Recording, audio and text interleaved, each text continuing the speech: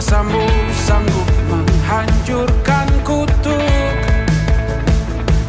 Kau kalahkan maut dan taklukkan dunia. Ku bersorak serukan kau yang terhebat. Kasih-Mu nyata di dalam hidupku. Kau selamatkanku dan tebus dosaku. Kaulah yang terbaik, kuasa-Mu sempurna. Kau juru selamatku yang bertahta selamanya. Kaulah Tuhan. Shalom jemaat yang dikasihi Tuhan, sebelum kita memulai ibadah kita pada hari ini, mari kita berdoa. Tuhan, terima kasih untuk hari yang baik. Engkau masih memberikan kami kesempatan untuk mendengarkan firman-Mu. Engkau masih memberikan kami hidup dan kami masih bisa menikmati karunia-Mu Bapa. Tuhan, kami siap untuk memulai ibadah pada hari ini. Kami berdoa untuk hamba-Mu yang akan bawakan firman-Mu pada hari ini. Kiranya apa yang Engkau katakan kepada kami akan Engkau sampaikan melalui hamba-Mu. Engkau berkati hamba-Mu, kesehatan dan kasih-Mu melimpah untuk hamba-Mu dan keluarga hamba-Mu Bapa. Kami berdoa untuk para pemuji, pemusik, dan pelayan-Mu yang akan melayani pada ibadah hari ini. Kiranya urapan-Mu turun atas mereka, sehingga mereka melayani dengan kasih kepada-Mu Tuhan. Bapa, berkatilah jemaat-Mu, biarlah kasih dan cinta-Mu tetap ada untuk kami semua Bapa. Engkau berkati keluarga kami Bapa, Engkau berikan kesehatan dan kesembuhan untuk anak-anak-Mu yang saat ini sedang terbaring lemah. Dalam nama Tuhan Yesus, mereka akan sembuh. Engkau yang menjamah mereka dan menyembuhkan mereka Bapa. Dan kiranya Engkau memberkati dan memulihkan bangsa kami. Engkau lindungi kami dari segala virus, bakteri, penyakit apapun. Dalam nama-Mu kami berdoa. Terima kasih Bapa. Kami mau serahkan ibadah kami pada hari ini, mulai dari awal, pertengahan hingga akhir. Hanya di dalam nama Tuhan Yesus kami sudah berdoa dan mengucap syukur. Haleluya. Amin.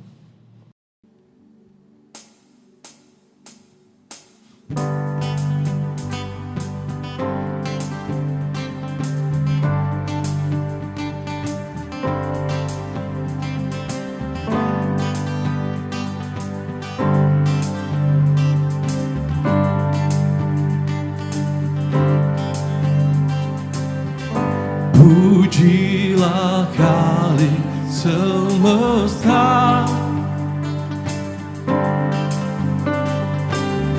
sumber segala kurnia.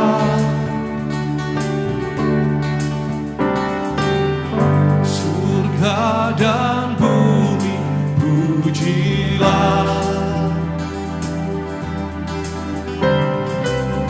Sang Bapa, Putra, Roh Kudus. Praise the Father, praise the Son, praise the Spirit, now in us. Every moment, all our days, God be praised, oh God be praised.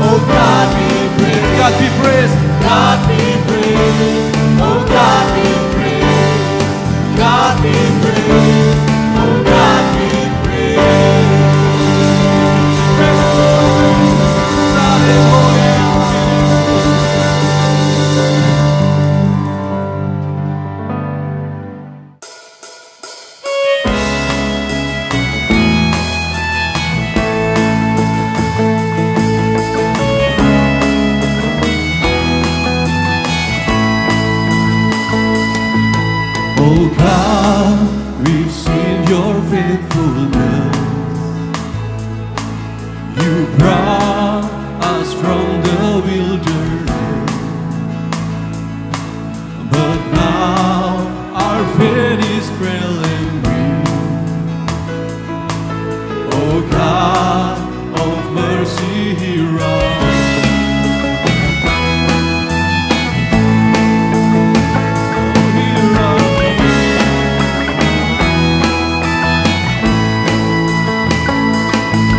When will you comfort our distress?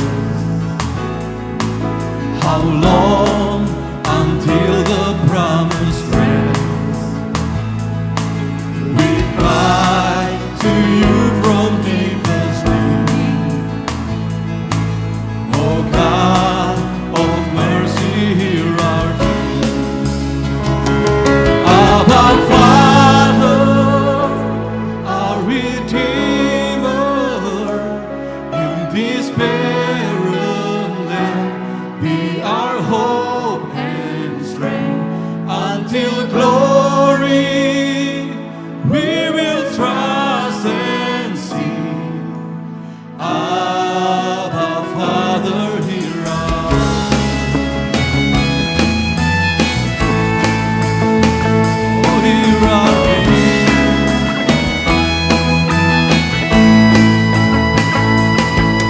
We join creation longing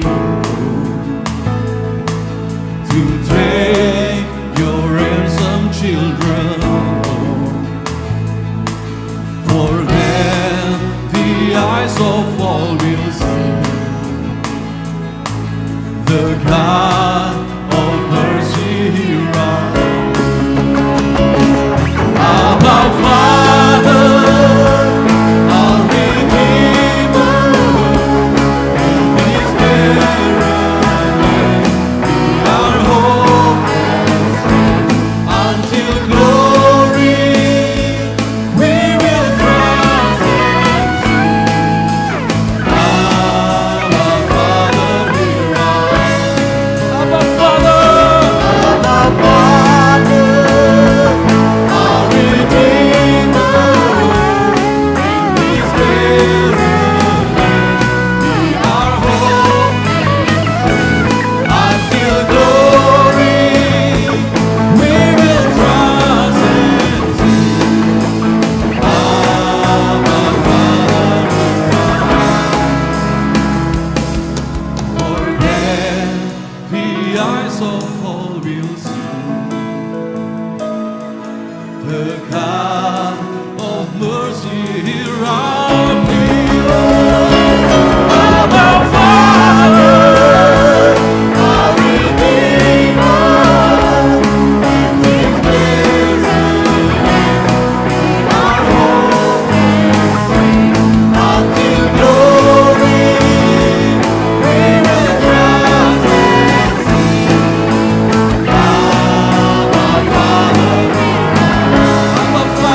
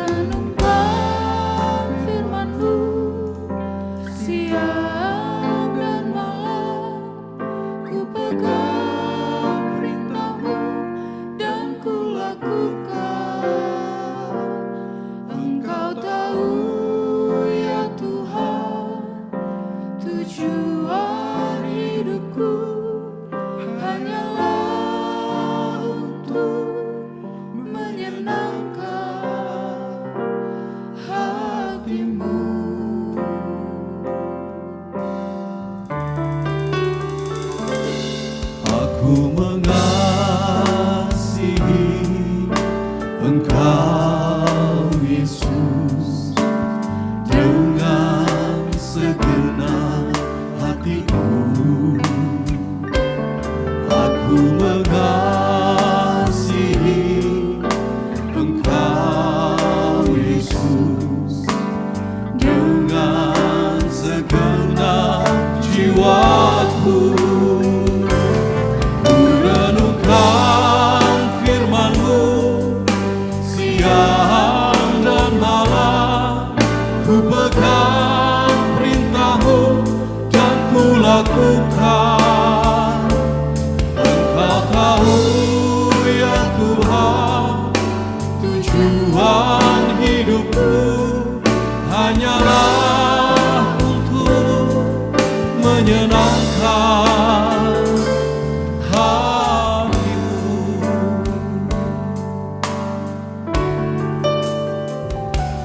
Aku mengasihi Engkau Yesus dengan segenap hatiku. Aku mengasihi Engkau Yesus dengan segenap jiwaku. Ku renungkan firman-Mu siang dan malam, ku pegang perintah-Mu dan ku lakukan. Engkau tahu ya Tuhan, tujuan hidupku hanyalah untuk menyenangkan hati-Mu. Mari kita sembah Tuhan. Oh,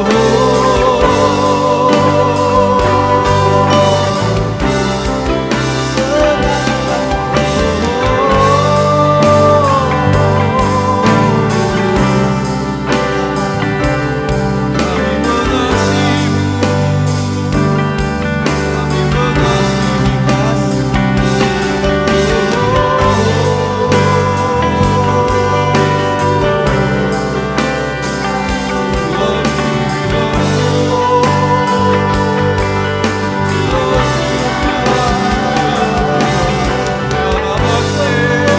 kami mengasihi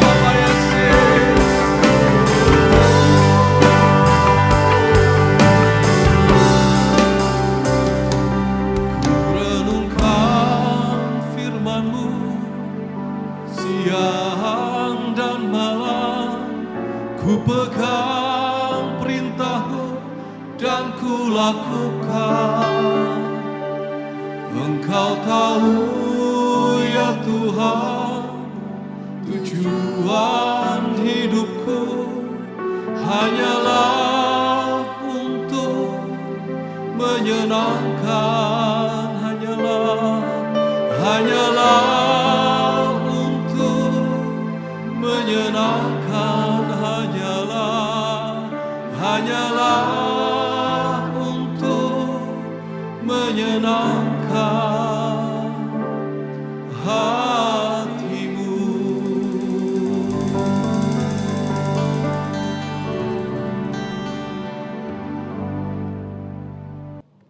Sebelum kita memberikan yang terbaik untuk Tuhan, mari kita berdoa. Bapa, terima kasih Tuhan untuk firman-Mu yang sudah kami dengar, firman-Mu yang sudah memulihkan kami Bapa. Kini tiba saatnya Tuhan kami memberikan yang terbaik dari apa yang kami punya Tuhan. Kiranya Tuhan, biarlah ini menjadi kesukaan bagi hati-Mu, biarlah ini juga Tuhan dapat memperluas kerajaan-Mu Tuhan di dunia ini Tuhan Yesus. Terima kasih Bapa, Engkau layakkan persembahan kami Tuhan. Hanya di dalam nama Tuhan Yesus kami telah berdoa dan memberi yang terbaik dari apa yang kami punya. Haleluya. Amin. Bapak, Ibu, Saudara sekalian dapat memberikan persembahan melalui nomor rekening berikut ini.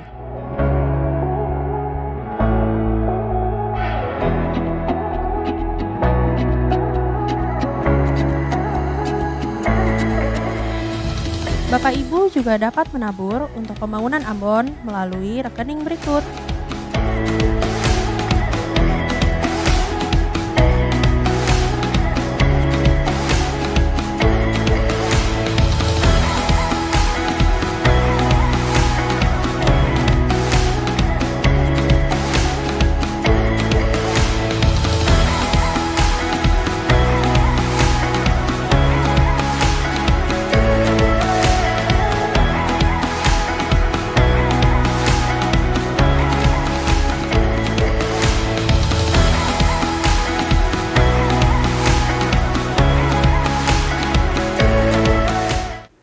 Shalom, puji Tuhan, kita kembali dapat beribadah pada hari ini. Salam buat seluruh komunitas FLC dimanapun juga berada. Puji Tuhan, kita bersyukur kepada Tuhan. Mari kita siapkan hati kita untuk kembali diberkati Tuhan melalui kebenaran firman Tuhan. Mari kita tunduk kepala dan kita berdoa. Bapa di dalam surga, terima kasih buat hari ini.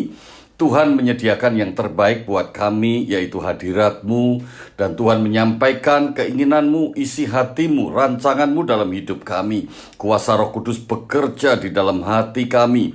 Kuasa Roh Kudus yang memimpin hamba-Mu untuk memampukan menyampaikan isi hati Tuhan. Kuasa Roh Kudus yang mengurapi dan menjamah setiap jemaat yang hadir, yang menyediakan hati lapar dan haus akan kebenaran firman Tuhan, dimanapun mereka berada. Terima kasih Tuhan. Dalam nama Yesus kami berdoa dan bersyukur. Haleluya. Amin. Puji Tuhan. Puji Tuhan. Minggu pertama hari ini dan bulan Juli, bulan ke-7.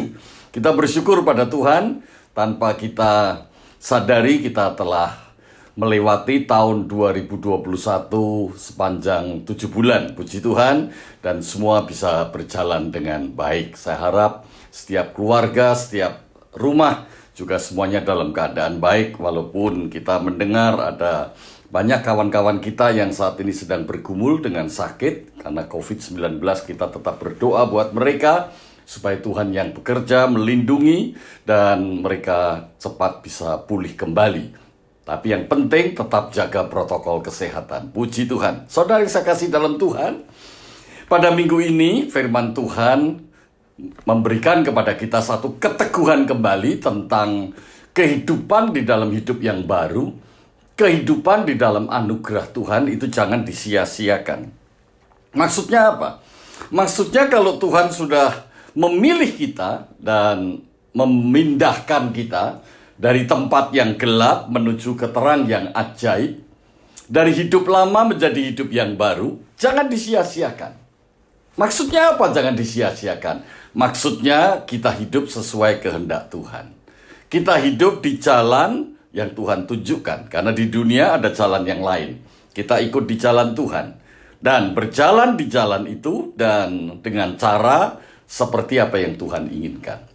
Dan salah satu keinginan Tuhan yang sangat penting dalam kehidupan kita, supaya kita dapat hidup bertahan, supaya kita dapat hidupnya tidak sia-sia, supaya hidup yang Tuhan anugerahkan ini memberikan buah, memberikan hasil, memiliki pengaruh, memiliki dampak, menjadi berkat.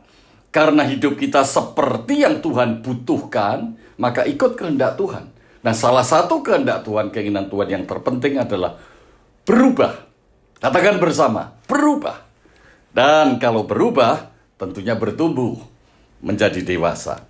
Jadi judulnya, tema yang akan kita renungkan, Tuhan ingin kita berubah dan bertumbuh menjadi dewasa. God's will, change and growth.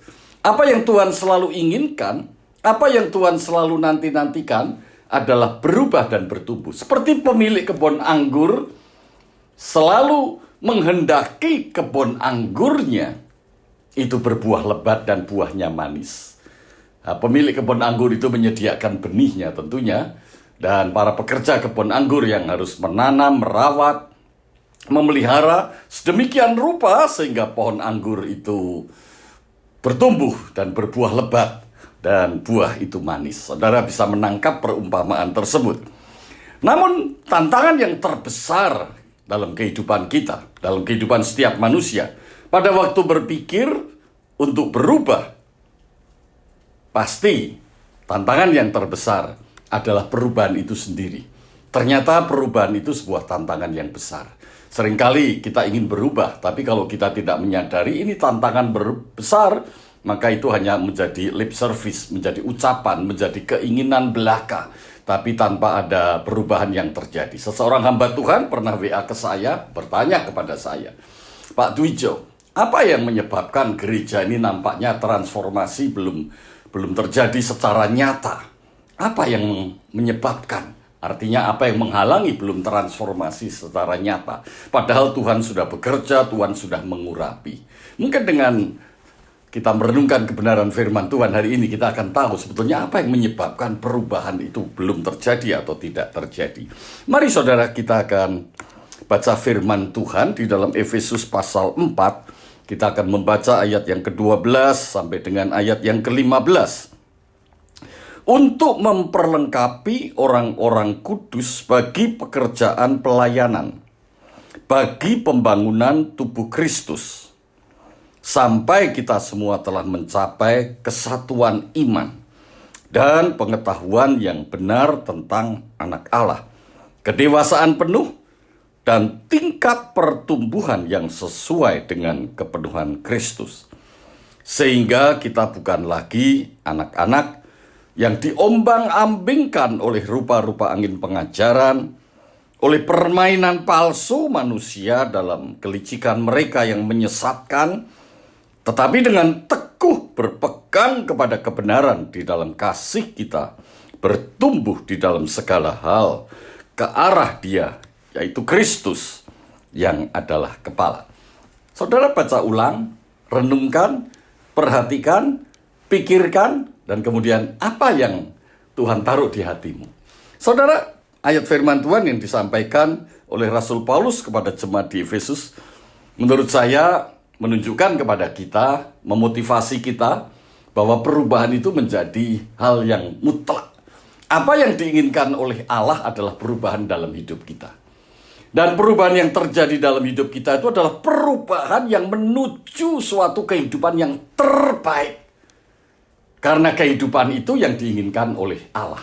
Jadi kita akan dirubah menjadi pribadi yang terbaik. Karena perubahan ini menuju kepada Tuhan Yesus Kristus. Jadi Tuhan Yesus Kristus itu adalah sosok pribadi. Kalau saudara tanya, personality yang terbaik yang seperti apa? Belajar mengenal Yesus. Karakter yang terbaik seperti apa? Belajar mengenal Yesus.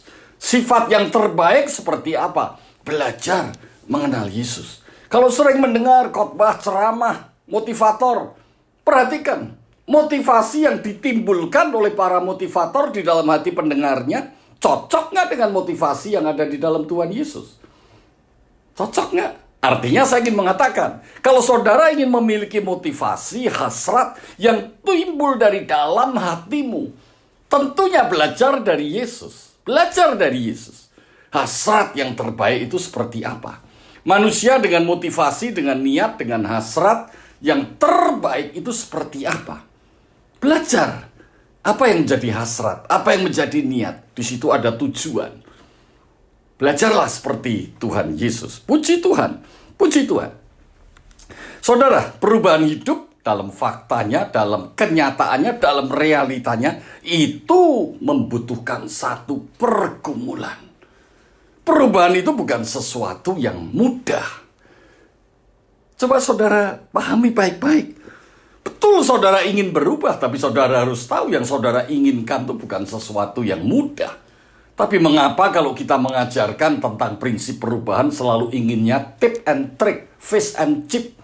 Rasanya enak, cepat saji, harga tidak terlalu mahal, cepat kenyang, praktis. Paketnya combo, memuaskan. Alkitab tidak pernah mengajarkan prinsip seperti itu. Tidak pernah. Sebab itu hari ini saya katakan, kalau saudara ingin berubah, itu hal yang sangat baik. Tapi saudara harus tahu, berubah itu tidak mudah. Karena dalam perubahan itu saudara melawan realita dunia. Saudara nggak cocok sama dunia aja zaman sekarang, zaman begini sudah diejek orang banyak.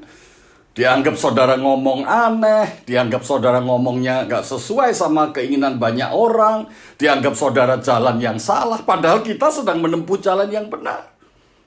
Ini yang dialami oleh Rasul Paulus. Tapi orang di sekitarnya menganggap itu jalannya tidak benar. Oleh karena itu kalau orang menghendaki perubahan dalam Kristus yang sudah diawali oleh Yesus sendiri dalam hidup kita. Kita orang berdosa, kita orang yang melawan Allah. Tapi kita bisa berbalik, bertobat, dan menerima Yesus sebagai Tuhan dan Juru Selamat. Itu awal perubahan. Dan itu kita alami sebagai anugerah. Nah, awal ini harus terus berlangsung dengan perubahan-perubahan berikutnya. Sampai hidup kita seperti yang diinginkan Tuhan. Sampai hidup kita seperti yang dibutuhkan Tuhan. Saudara ingat. Hidup kita itu sampai menjadi seperti yang dibutuhkan Tuhan. Sebab Tuhan ingin memakai hidup kita untuk menjadi terang bagi dunia ini. Makanya sekali lagi saya katakan, perubahan hidup itu tantangan yang besar. Perubahan hidup itu melawan realita dunia, yang saya maksud melawan dosa. Karena realita dunia ini semua sudah tercemar oleh dosa. Sehingga kita harus terus-menerus mengejar perubahan itu. Kalau tidak, saudara akan terhenti di tengah jalan. Perhatikan baik-baik. Terus-menerus mengejar perubahan itu. Bukan hanya menginginkan, tapi bertindak. Mengejar perubahan itu. Sehingga terjadi pertumbuhan. Terus-menerus mengejar. Terus-menerus menginginkan supaya kita bertumbuh. Supaya kita berubah. Dan tentunya perubahan pertumbuhan itu makin hari makin menjadi seperti Kristus. Sebab itu dikatakan perubahan pertumbuhan ini adalah sebuah proses pengudusan. Puji Tuhan. Saudara, mari kita kembali kepada ayat firman Tuhan tadi di dalam Efesus pasal 4 ayat 14 sampai 15. Saudara perhatikan baik-baik. Sehingga kita bukan lagi anak-anak. Jadi ada perubahan, bukan? Artinya kita orang dewasa yang dibutuhkan oleh Tuhan Yesus, kepala gereja. Adalah kita menjadi dewasa. Kalau hari ini saudara merasa, saudara diingatkan Tuhan, hidupku tidak kunjung dewasa. Ayo, mari kita mulai sekarang. Menginginkan dan mengejar, menghendaki, memperjuangkan, rela berkorban, rela menghadapi kehidupan yang penuh dengan perlawanan yang sengit, yang selalu ingin menghentikan supaya kita tidak berubah. Menghentikan supaya kita tetap anak-anak. Kita akan hadapi dan kita akan menjadi dewasa. Selanjutnya dikatakan yang diombang-ambingkan oleh rupa-rupa pengajaran. Rupanya untuk perubahan itu saudara mesti punya prinsip pengajaran yang solid, yang biblikal. Membimbing orang itu harus dengan prinsip yang solid, yang biblikal. Menasihati orang itu harus dengan prinsip yang solid, biblikal. Artinya tidak ada jawaban di luar Alkitab. Loh Pak, kalau ada orang cemas gak bisa tidur apa?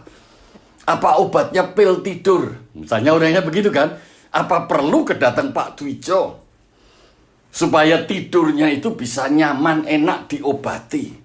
Di satu sisi sebagai seorang yang bergerak di bidang kedokteran tentunya tahu orang tidak bisa tidur, itu dicari akar masalahnya apa. Tetapi menurut saya, tidak sedikit orang yang tidak bisa tidur, akar masalahnya bukan di badan, bukan di otak, tapi di hati.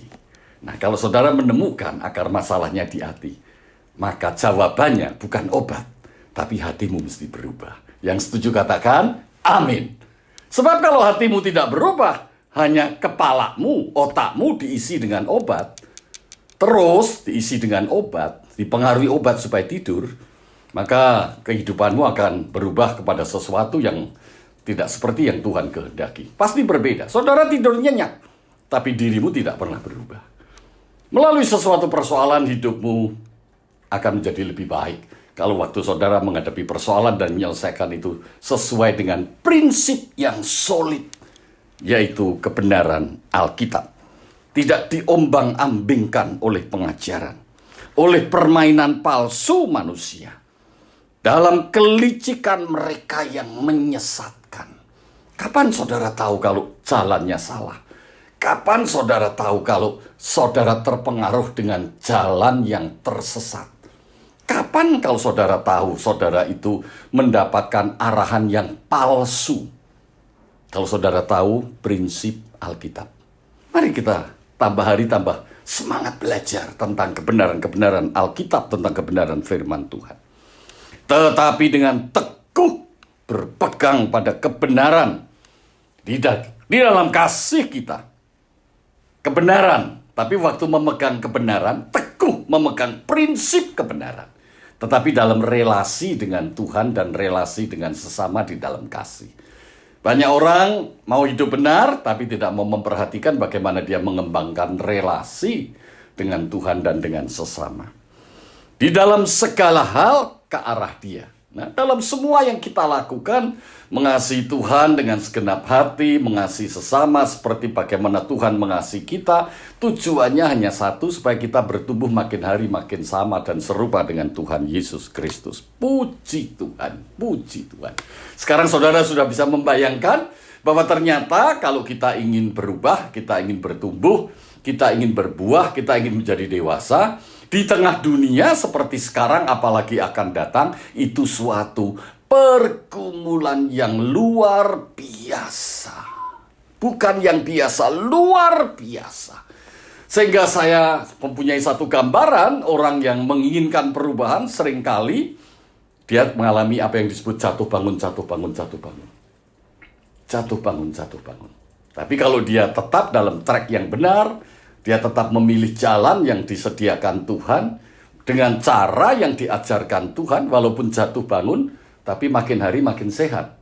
Walaupun jatuh bangun, makin hari makin serupa segambar Yesus. Makin hari orang makin nampak, dia berbeda. Dia berbeda karena dia makin serupa dan segambar. Dia makin menyatakan terang Allah di tengah dunia yang penuh dengan kegelapan ini. Dan situasi yang seperti itu dijamin oleh Tuhan, oleh kesabaran Tuhan itu sendiri. Karena Allah yang kita kenal dalam Yesus adalah Allah yang setia. Saya ingin mengatakan, Tuhan sabar terhadap keadaan saudara. Tuhan tidak pernah menuntut sedikit pun tentang perubahan yang terjadi dalam diri saudara. Tetapi Tuhan selalu menyediakan yang namanya pintu, supaya kita tahu lewat jalan yang mana Tuhan membukakan pintu. Jangan salah saudara melihat pintu, harus pintu yang dibukakan Tuhan. Dan melalui pintu itu menuju ke jalan yang disediakan Tuhan. Dan Roh Kudus menuntun saudara dengan cara seperti yang Tuhan inginkan. Disitulah terletak yang namanya kasih Tuhan, kesetiaan Tuhan. Sebab itu saya ingin mengatakan, Tuhan sabar terhadap kita. Tuhan tidak ingin seorang pun binasa. Nah, konsep ini harus saudara pahami. Tuhan itu tidak ingin membinasakan. Tuhan itu datang ke dunia yang namanya Yesus. Bukan untuk mencuri dan membinasakan. Tapi untuk memberi hidup. Dan hidup itu berkelimpahan. Haleluya. Jadi jelas, Tuhan tidak akan pernah membiarkan seorang pun jatuh dan tergeletak. Jatuh nggak bangun lagi. Jatuh binasa. Tapi Tuhan ingin semua orang datang kepada Dia untuk bertobat. Untuk memberikan diri. Diperdamaikan dengan Allah. Dan mengalami perubahan dan pertumbuhan. Semakin hari semakin dewasa. Jadi pastikan saudara memahami pagi hari ini. Pastikan bahwa Tuhan begitu mengasihi saudara dan saya. Sebut namamu. Tuhan mengasihi Twijo. Sebut nama istrimu. Tuhan mengasihi Nuni. Sebut nama anak-anakmu dan cucu-cucumu. Haleluya. Tuhan mengasihi kita semua. Dan kalau saudara ingat Tuhan mengasihi kita, berarti Tuhan itu punya rencana dan kepastian untuk mengubah hidup kita. Makin hari makin menjadi baik. Seperti yang Dia inginkan. Seperti yang Dia butuhkan. Waktu kita memberi diri untuk diri kita diubah menjadi makin baik. Itulah pilihan yang terbaik buat saudara dan saya. Puji Tuhan. Saudara, jadi untuk berubah ini ternyata perlu satu yang namanya dasar atau dorongan dari dalam. Dorongan dari dalam, bukan apa yang saudara pikir saja. Tetapi apa yang mendorong dari dalam, dan kemudian yang dari dalam akan mempengaruhi pikiran saudara. Kemudian disitulah saudara akan bersikap untuk mengantisipasi segala sesuatu yang terjadi dalam kehidupan ini. Perubahan dari dalam atau dorongan dari dalam, itu yang namanya motivasi.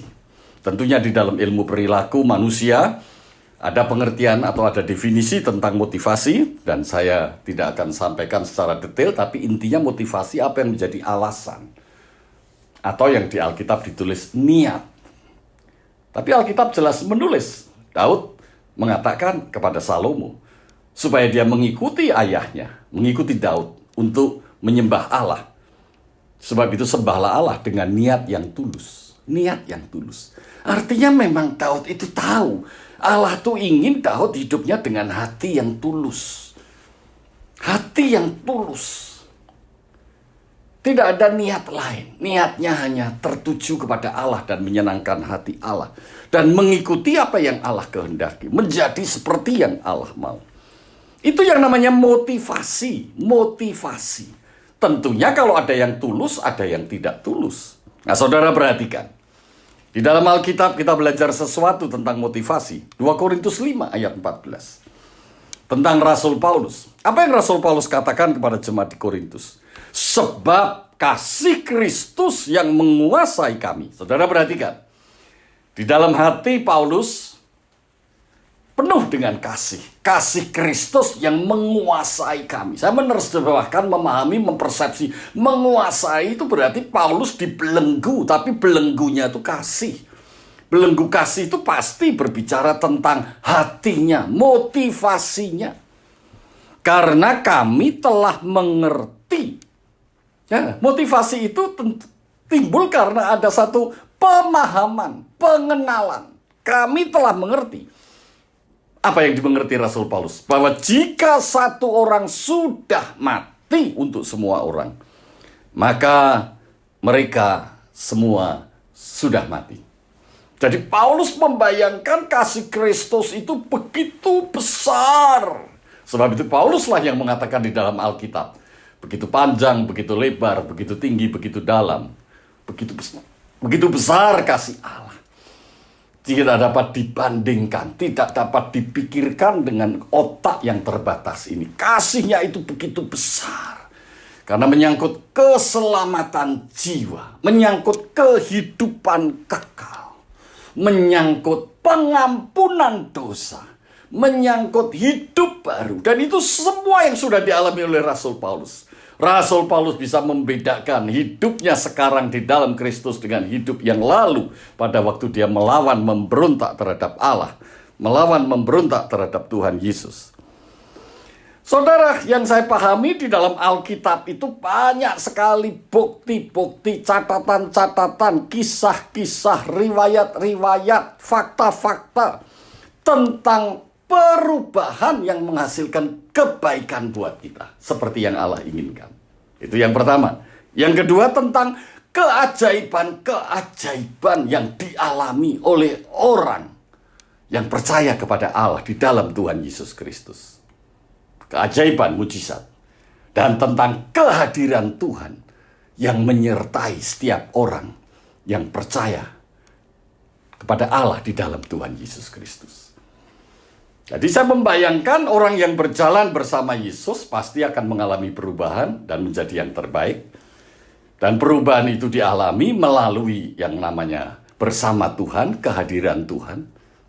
Dan kehadiran Tuhan itu selalu membuat dia takjub. Dan kehadiran Tuhan itu disertai atau menyertai kehadiran Tuhan itu adalah keajaiban. Sehingga orangnya selalu mengatakan, wow, selalu dalam perjumpaan dengan Tuhan, dalam perjalanan hidup ini, selalu dari dalam hatinya timbul, wow, selalu kekaguman kepada Tuhan itu bukan makin berkurang, tapi makin bertambah dan makin bertambah. Dan pengalaman spiritual seperti itulah yang membawa dia untuk makin termotivasi, mengalami perubahan, dan seterusnya. Saudara perhatikan, di dalam 2 Korintus pasal 5, ayat yang ke-11, sampai 21, kalau saudara baca di dengan ayat yang lebih panjang, tadi hanya saya kutip ayat 14. Kalau saudara nanti membaca 2 Korintus 5 ayat 11 sampai 21, sebetulnya di situ Rasul Paulus menjelaskan kepada orang-orang di Korintus yang sudah kenal dengan dekat terhadap Rasul Paulus. Apa yang dijelaskan? Rasul Paulus ingin supaya mereka itu clear, jernih, tahu, jangan bingung, jangan bimbang, jangan takut, terutama jangan takut, jangan ragu. Sebab pasti mereka itu melihat Rasul Paulus kok aneh. Apa anehnya? Anehnya adalah kenapa Rasul Paulus tidak pernah kapok, kok terus-menerus memberitakan Injil, kok terus-menerus berkhotbah tentang ajaran Tuhan Yesus, kok terus-menerus bersaksi, padahal musuhnya makin banyak, padahal hidupnya makin susah. Padahal akibat dari berkhotbah tentang Injil, tentang Kristus, menyebabkan begitu banyak persoalan dalam dirinya, menyebabkan begitu banyak penderitaan di dalam dirinya. Tapi Rasul Paulus tidak pernah kapok dan tidak pernah surut. Nah, ini Rasul Paulus menjelaskan dengan ayat-ayat yang tadi sudah saya sampaikan di dalam 2 Korintus pasal 5 tadi. Ternyata di situ intinya yang mendorong Rasul Paulus itu adalah kasih Allah. Kasih Allah Bapa yang telah memperdamaikan manusia dengan dirinya melalui Yesus Kristus, Anak Allah, Tuhan dan Juru Selamat kita. Jadi melalui Tuhan Yesus hanya satu jalan sampai kepada Bapa di surga. Melalui Tuhan Yesus, dosa kita telah ditutup, pelanggaran kita telah ditutup, dan Allah tidak mengingat pelanggaran kita. Kita telah diampuni dari segala dosa kita. Puji Tuhan. Dengan demikian, Rasul Paulus ingin tahu kenapa, supaya mereka tahu mengapa dia rela tetap mempunyai niat tulus untuk menanggung banyak resiko. Biasanya ini saya katakan perubahan ini sulit dan berat. Biasanya orang kalau punya tindakan atau orang punya sikap, hasilnya adalah merugikan, membuat dia susah, maka dia surut, dia mundur. Tapi Paulus sikapnya membuat dia susah, rugi, menderita, tapi dia tidak surut, dia malah maju. Puji Tuhan. Apa kuncinya? Kenapa dia tidak pernah kapok? Kenapa dia tidak mundur? Kenapa dia terus maju? Biasanya orang di gereja, begitu bergereja, aktif, banyak dikenal orang, mengenal orang, terus bentrok misalnya. Padahal bentrok di dunia ini tidak dapat dihindari. Kita semua akan mengalami bentrok karena semua orang tidak sama. Pasti ada selisih pendapat, tergantung kita bagaimana mengelola bentroknya. Begitu orang bentrok, kapok, nggak mau lagi datang ke gereja. Nah, mundur.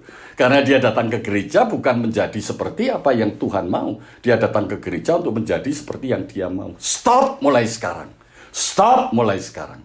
Komunitas FLC, setiap jemaat datang, beribadah, terlibat dalam pelayanan, bersama-sama dalam fellowship. Bukan untuk mencari apa yang saudara inginkan, tapi untuk menyediakan diri menjadi seperti apa yang Tuhan mau. Yang setuju katakan amin. Haleluya. Jadi mengapa Paulus itu bersedia menanggung banyak risiko, banyak penderitaan pada waktu dia terus-menerus berkhotbah tentang Kristus, berkhotbah tentang Injil? Dasarnya karena kasih.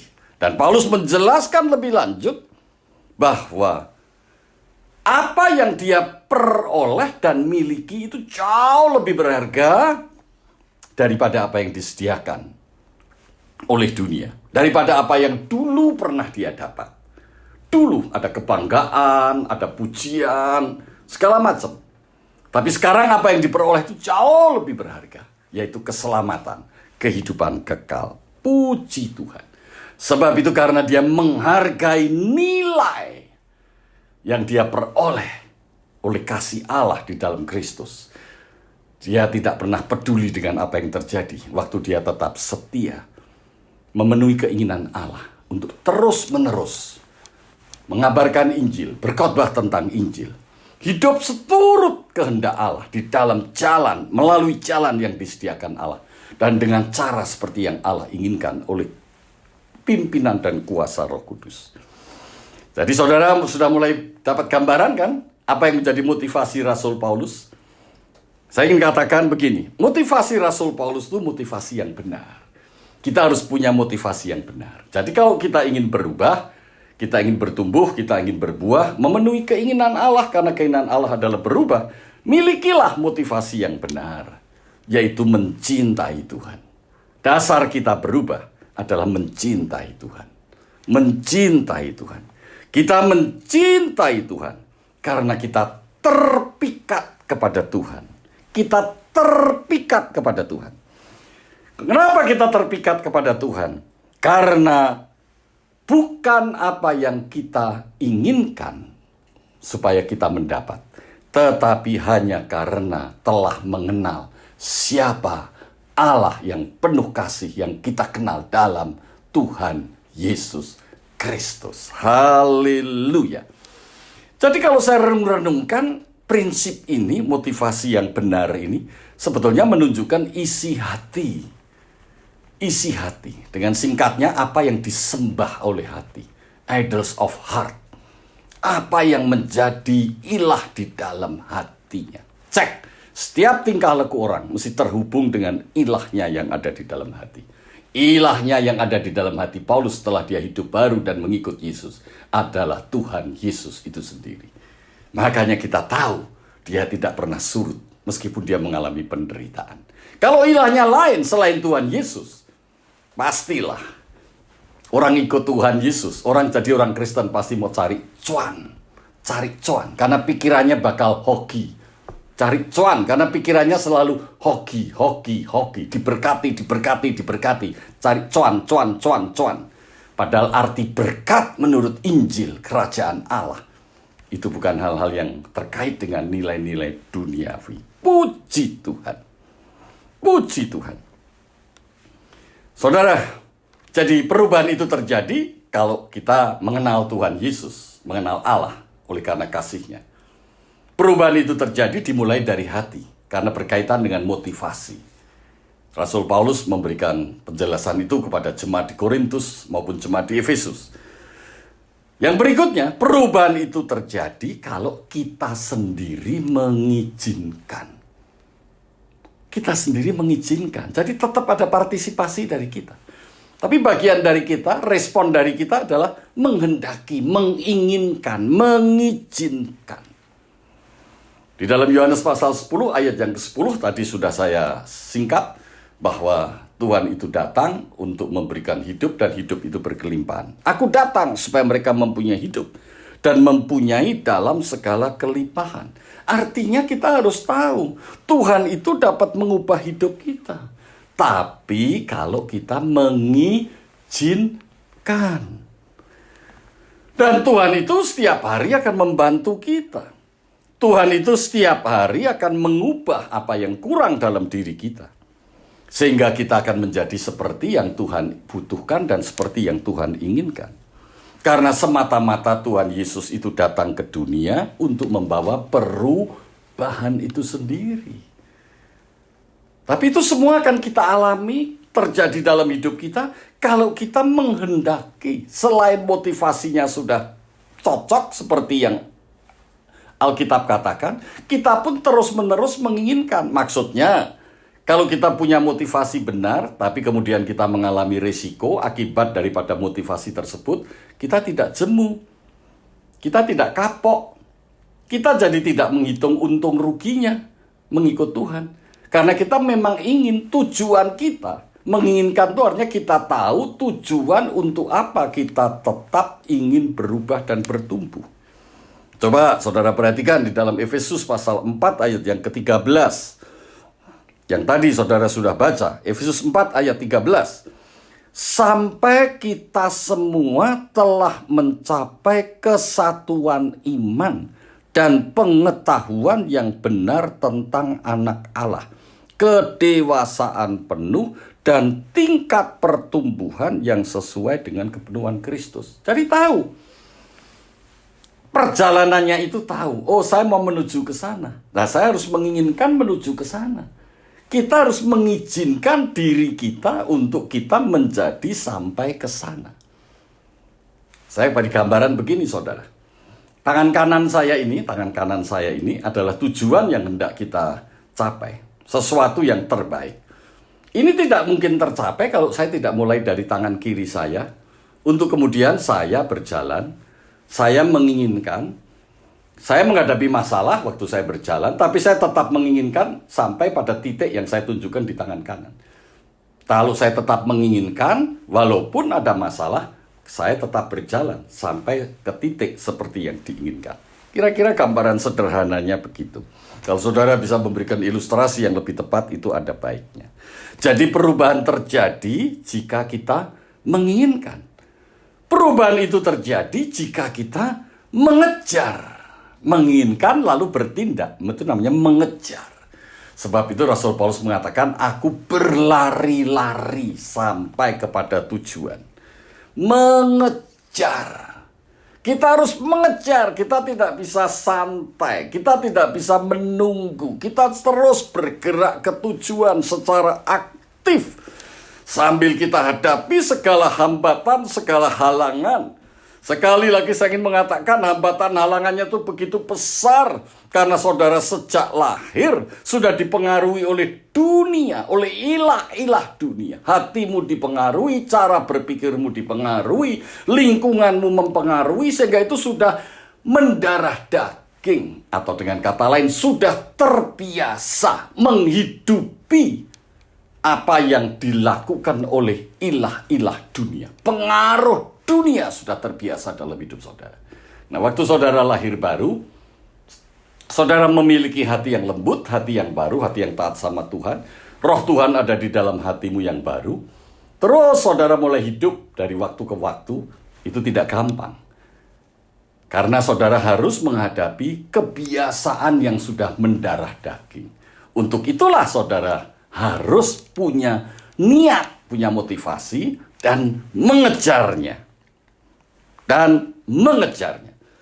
Dengan demikian, perubahan itu akan terjadi kalau kita terus mengejar dan menginginkannya. Saudara perhatikan Yakobus pasal 1, ayat 23 dan 24. Ini pengalaman Yakobus.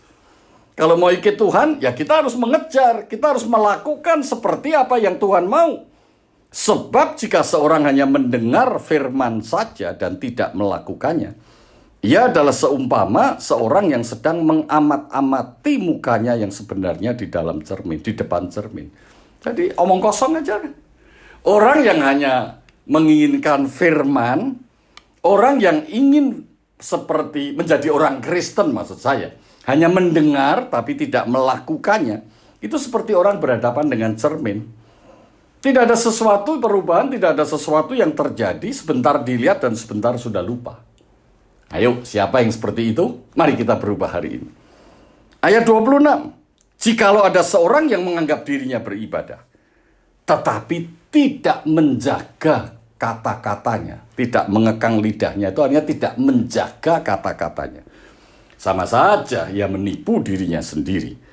Maka sia-sialah ibadahnya. Ini beberapa contoh, banyak contoh di Alkitab. Bahwa sebuah perubahan itu terjadi kalau kita memang bersedia untuk diubah. Bersedia berubah. Mau berlatih seperti yang Tuhan inginkan. Mau berlatih tentang prinsip baru yang telah didapatkan. Menginginkannya. Kita lihat di bagian lain. Dalam 1 Petrus pasal 2 ayat pertama. Karena itu buanglah segala kejahatan. Segala tipu muslihat, segala macam kemunafikan, kedengkian, dan fitnah. Buanglah. Jadi kita memang menginginkan membuang. Kita harus berinisiatif untuk tidak lagi hidup dengan cara-cara yang lama. Dan jadilah sama seperti bayi yang baru lahir. Jadi kita harus memulai sesuatu yang baru. Yang lama ini harus ditinggalkan. Kita harus lakukan ini dengan satu perjuangan yang luar biasa. Yang selalu ingin akan air susu yang murni. Yang mau nyaman-nyaman saja. Yang mau gampang-gampang saja. Istilah-istilah yang keren, itulah yang namanya mau pragmatisme.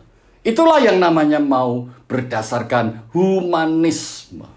Dan itulah sebenarnya yang apa yang disebut dengan keadaan yang disebut zaman abad baru atau New Age. Mau yang gampang-gampang, mau independen, mau hidup menurut maunya sendiri. Ngomongnya mau bergantung sama Allah, ngomongnya percaya sama Allah, tapi hidupnya tetap maunya diatur sendiri, tidak mau diatur oleh Allah. Dan yang rohani supaya olehnya kamu bertumbuh dan beroleh keselamatan. Jika kamu benar-benar telah mengecap kebaikan Tuhan. Nah, puji Tuhan. Di sini ditulis, ini semua bisa dilakukan. Dikejar, diinginkan, dan dilakukan. Kalau benar-benar sudah mengecap kebaikan Tuhan. Nah, tergantung dari masing-masing, bukan? Tergantung dari hatimu, bukan? Hatiku dan hatimu bisa berbeda. Hati saya, kebaikan Tuhan itu karena Allah begitu mengasihi saya. Yang sudah memberikan kepada saya sebuah kehidupan yang baru, yang terbaik, yang Allah inginkan untuk saya. Sehingga saya ikut saja apa maunya Tuhan ngomong. Tapi mungkin bagi orang lain, mungkin bagi antar saudara yang sekarang sedang mendengar firman Tuhan ini, oh kebaikan Allah itu dipersepsi karena saya punya rumah besar setelah jadi orang Kristen. Karena saya punya uang banyak, ternyata Tuhan memberkati saya. Jadi saya mau melayani Tuhan, saya mau menjadi pelayan Tuhan, saya mau ke gereja itu karena saya tahu rumah saya sekarang besar. Karena Tuhan sudah memberkati saya. Tapi waktu saudara nanti menghadapi masalah nggak dapat apa-apa, saudara tetap ada di gereja itu nggak dapat apa-apa, saudara mulai mikir, apa saya mau terus? Pada waktu saudara diminta melayani lebih lagi, saudara mikir, apa nanti saya nggak rugi, dan sebagainya. Makanya itu penting sekali apa yang menjadi motivasi. Bukan apa yang saudara ingin dapat, tetapi apa yang saudara ingin dari saudara. Itulah menjadi motivasi yang paling tulus untuk saudara bisa mengalami perubahan. Dan yang terakhir. Yang pertama tadi apa saudara? Tuhan memang menginginkan kita berubah, karena Tuhan ingin kita menjadi yang terbaik. Yang kedua, perlu ada motivasi yang benar, yaitu kasih Tuhan. Dan yang ketiga, kita harus menginginkan, kita mau,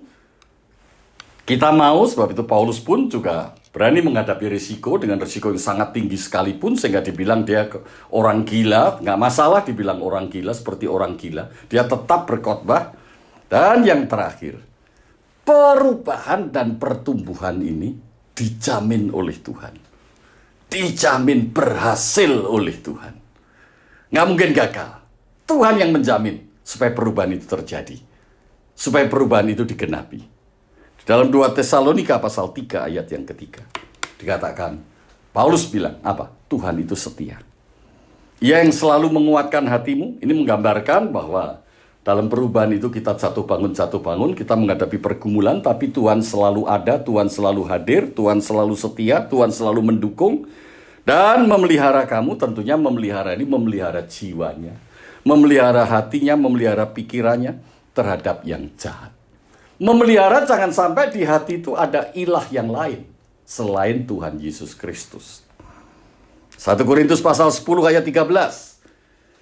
Pencobaan-pencobaan yang kamu alami ialah pencobaan-pencobaan biasa.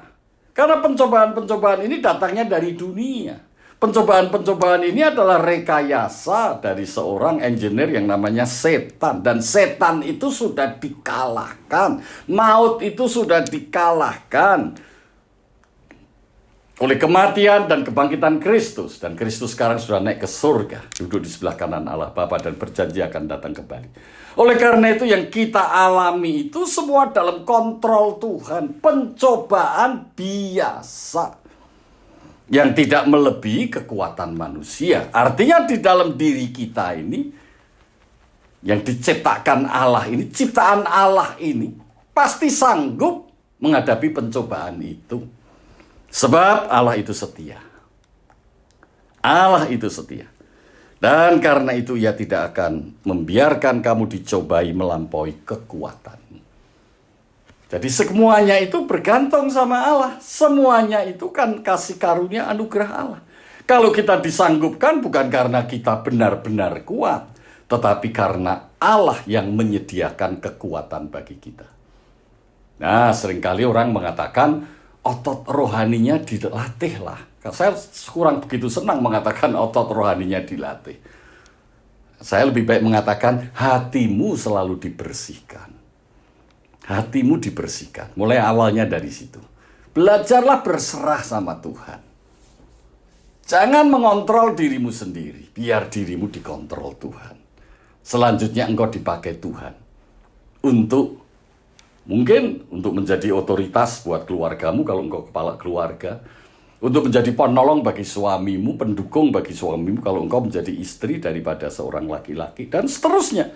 Untuk menjadi yang seperti Tuhan mau. Jadi kita jangan menggambarkan seperti gambaran jasmani yang begitu simpel, begitu gampang. Padahal menghadapi kenyataan hidup baru itu dan berubah itu tidak gampang. Tapi lebih baik hatimu didorong, dikembangkan untuk tetap memahami kesetiaan Tuhan. Mempercayai kesetiaan Tuhan. Tuhan itu kemampuannya melampaui apa yang kita hadapi, persoalan yang kita temui. Dan pada waktu kamu dicobai, Ia akan memberikan kepadamu jalan keluar. Ada kepastian. Tadi saya katakan, Tuhan menyediakan pintu. Dan ada jalan.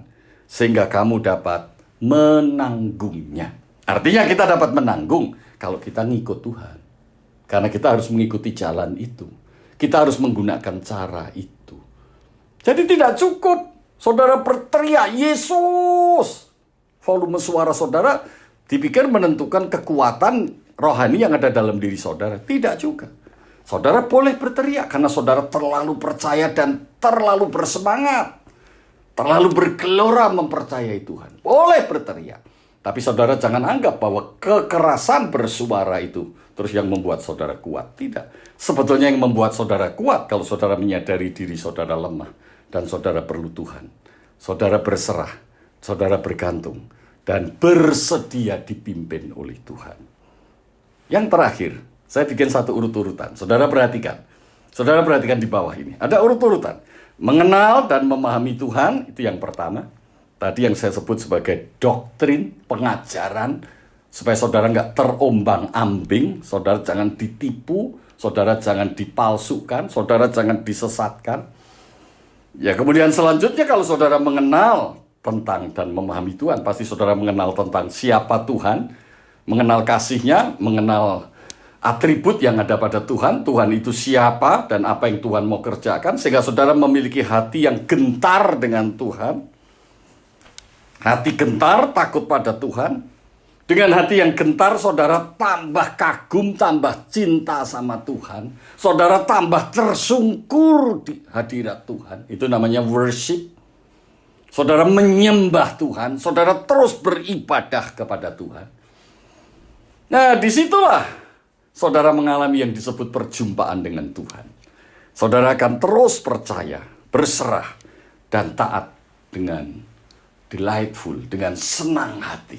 Itu yang disebut sebetulnya perjumpaan dengan Tuhan. Tidak ada bosannya, tidak ada capeknya, tidak ada takutnya, tidak pernah mundur. Tetap berjalan di jalan-jalan yang Tuhan tetapkan dengan cara yang Tuhan inginkan. Maka hidupmu akan memenuhi keinginan Tuhan. Change and growth. Pastikan hidupmu memenuhi keinginan Tuhan. Saudara akan berubah. Hidup saudara akan menjadi yang terbaik. Seperti yang Tuhan butuhkan. Tuhan memberkati. Shalom. Mari kita akan masuk dalam perjamuan kudus. Puji Tuhan. Mari siapkan hatimu. Bagi saudara, setelah dipersiapkan roti dan anggur, saudara boleh menyiapkan roti dan anggur masing-masing bagi keluarga, anggota keluarga saudara. Mari ayah memimpin untuk membagikan roti dan anggur bagi istri dan anak-anak di dalam keluargamu. Puji Tuhan. Mari kita berdoa. Tuhan Yesus, terima kasih buat kebenaran firman-Mu, mengingatkan kepada kami begitu besar kasih Allah. Allah lah yang menjamin kehidupan kami. Allah yang menjamin tentang apa yang Allah telah janjikan buat kami. Allah yang menjamin setiap kebenaran firman Tuhan akan terjadi, terbukti, terlaksana dalam hidup kami. Oleh karena Allah yang kami sembah dalam Yesus adalah Allah yang begitu mengasihi kami, adalah Allah yang setia. Kami bersyukur kalau sekali lagi Tuhan sampaikan pada kami bahwa keinginanmu adalah kami berubah. Kami tidak terus-menerus tetap ada dalam keadaan seperti bayi, hanya menyukai hal-hal yang segera dapat kami nikmati, hal-hal yang duniawi yang tidak membuat kami menjadi dewasa. Terima kasih Roh Kuasa Roh Kudus yang terus menolong dan menuntun kami. Tiba saatnya kami siapkan hati untuk menerima tubuh dan darah Yesus yang memperbarui hati kami, memperbarui persekutuan kami dengan Allah di dalam kasih Tuhan Yesus Kristus. Persekutuan kami satu dengan yang lain, sehingga memperkokoh, memperkuat hubungan di antara kami untuk bersama-sama saling mendukung, saling melayani, untuk kami terus bertumbuh ke satu arah, yaitu kepada Yesus Kristus sebagai kepala tubuh Kristus. Terima kasih Tuhan, ampuni segala salah dan dosa kami, sucikan hati kami. Terima kasih. Dalam nama Yesus kami berdoa. Mari saudara, sekarang kita bangkit berdiri. Siapkan hatimu sekalian, dan saudara boleh angkat roti dengan tangan kanan dan angkat rotimu tinggi-tinggi. Angkat rotimu tinggi-tinggi. Demikianlah firman Tuhan. Sebab setiap kali kamu makan roti dan minum cawan ini, kamu memberitakan kematian Tuhan sampai Ia datang. Jadi barang siapa dengan cara yang tidak layak makan roti, ia berdosa terhadap tubuh dan darah Tuhan. Mari kita angkat roti dengan tangan tinggi-tinggi dan kita makan dalam nama Tuhan Yesus Kristus. Haleluya.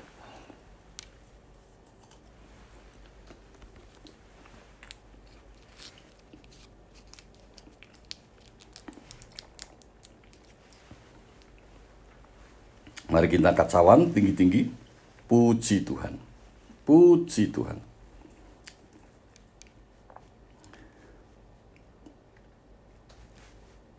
Demikian juga ia mengambil cawan sesudah makan lalu berkata, cawan ini adalah perjanjian baru yang dimeteraikan oleh darahku. Perbuatlah ini setiap kali kamu meminumnya menjadi peringatan akan aku. Puji Tuhan. Mari kita bersama-sama minum dalam nama Tuhan Yesus. Haleluya.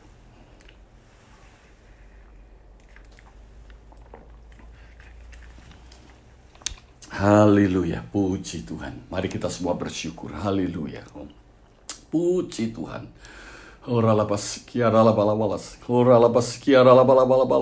Terima kasih Tuhan. Terima kasih. Terima kasih.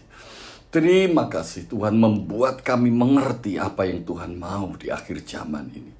Tuhan membuat kami mengerti apa yang Tuhan sedang kerjakan melalui keadaan saat ini. Terima kasih Tuhan, ingin kami tidak menjadi seperti anak-anak, seperti bayi. Tuhan ingin kami berubah, bertumbuh menjadi dewasa. Terima kasih Tuhan, jadikan kami yang terbaik. Seperti apa yang Tuhan butuhkan, seperti apa yang Tuhan inginkan. Untuk menjadi terang dan garam bagi dunia ini. Haleluya, haleluya, haleluya. Dimanapun saudara mendengar kebenaran firman Tuhan ini, kalau saudara bersedia mengikut keinginan Tuhan, God's will, yaitu berubah, bertumbuh, berbuah. Saudara boleh angkat tangan atau taruh tangan kananmu pada dada kirimu. Katakan, kami bersedia. Kami bersedia berubah, kami bersedia bertumbuh, kami bersedia berubah, kami bersedia mengikut kehendak Tuhan. Kuasa Roh Allah mengurapi setiap kami dalam nama Yesus, dalam nama Yesus. Terima kasih, haleluya, haleluya. Terima kasih Tuhan, terima kasih. Biarlah komunitas ini menjadi komunitas seperti yang Tuhan butuhkan di tengah dunia ini. Jadikan komunitas ini seperti yang Tuhan mau, sehingga Tuhan boleh leluasa memakai komunitas ini untuk menjadi terang dan garam bagi dunia di akhir zaman ini. Terima kasih buat penyertaan Tuhan yang tidak ada habis-habisnya. Terima kasih buat kasih setia Tuhan yang tidak ada berhenti-berhentinya. Terima kasih. Dalam nama Yesus kami berdoa. Amin. Puji Tuhan. Haleluya.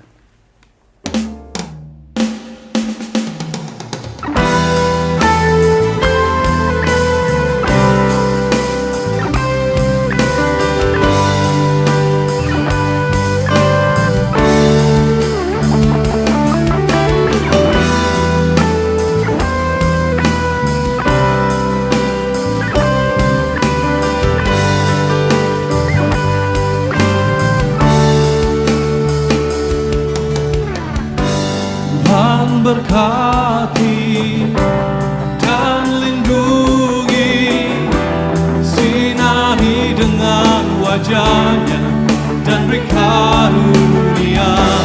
Menghadapkan wajahnya dan beri damai. Tuhan berkati, Tuhan berkati dan lindungi, sinari dengan wajahnya dan beri karunia.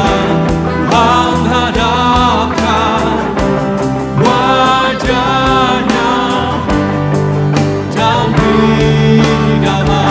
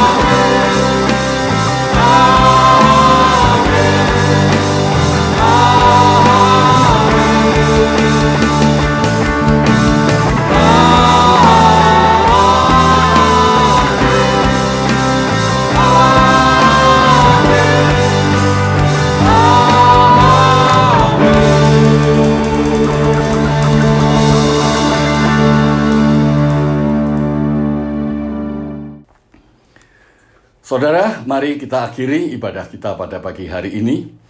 Mari siapkan hati untuk menerima berkat Tuhan, berkat surgawi seutuhnya. Sekali lagi saya undang saudara untuk bangkit berdiri. Buka hatimu, angkat kedua tanganmu dan terimalah berkat Tuhan. Terima kasih Tuhan, Kau yang telah pimpin ibadah ini dari awal hingga akhirnya. Dan Tuhan sudah memberkati kami.